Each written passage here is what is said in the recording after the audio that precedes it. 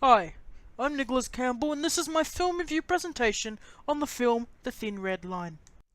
The film depicts a battle on the island of Guadalcanal, an island which comprises part of the Solomon Islands. The battle was a part of the Pacific Theatre in the Second World War. The theatre of war was between the Americans and the Japanese, as well as their allies.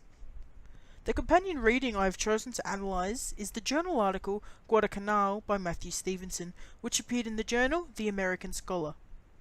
It details the journey of the author venturing into Guadalcanal, where his father fought in the Second World War in the American Marines.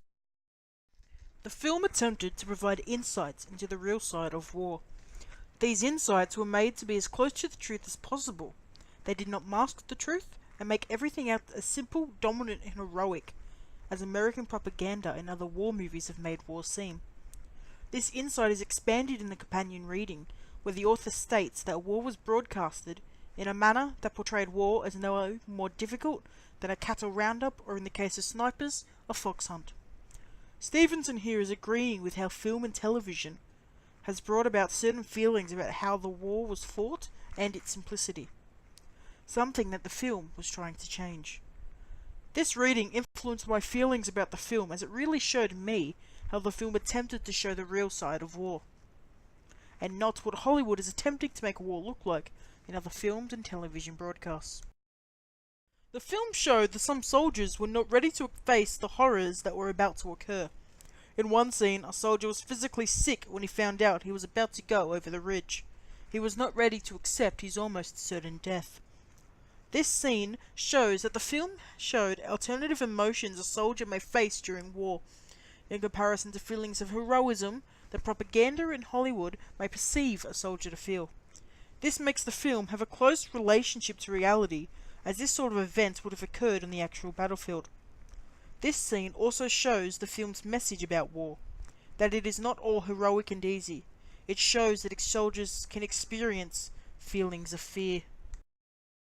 The film attempts to showcase the different types of relationships that could occur between a subordinate and a higher level officer. One example of this can be seen in the decisions made by Captain James Staros when in discussions with his commanding officer, Lieutenant Colonel Tor. Staros refuses to comply with an order directed by Tor. He sees the order as a suicide mission for himself and his men. This scene in the film shows how senior officials think of their men in different ways. Staros, having lived with his men, saw them as more than just soldiers and wanted to protect them. Alternatively, Tor just sees the men in his command as pawns in the battle. He doesn't see the human side of the armies beneath him. This scene shows how the film was attempting to be as close to reality as possible, by showing that this relationship between a leader and his men could be one of respect and positivity, or one of neglect and lack of care. The film attempts to show the conditions that the war and battle was fought in. In its ambition to strive for reality, parts of the film were shot in the Solomon Islands where the battle took place. Stevenson wrote, "For me, Guadalcanal appeared as rocky jungle, whose inhospitable mountaintops were encased in clouds. This is replicated with the ridges and mountains seen in the Thin Red Line. The reading has influenced my perception of the film, as it shows me what battle was like on Guadalcanal and the environment on the battlefield. Seeing this environment replicated in the film shows to me that there was a sense of realism taken into account in the film. The film's message about war that I perceive is that war changes people. This occurs in multiple ways during the film.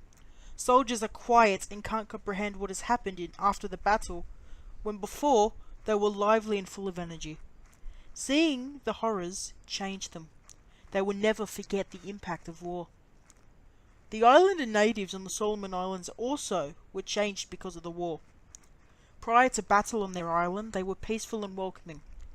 After the war, the natives were involved in squabbles with one another and were afraid of any visitors. Overall, the film has attempted to be and has done a good job of being close to reality. In numerous ways, it has accomplished this. The companion reading has furthered this realism by showing me how the film has achieved this. The film also has delivered a clear message about war, that it has changed people, and that Hollywood's perception of war is not close to real. Thank you.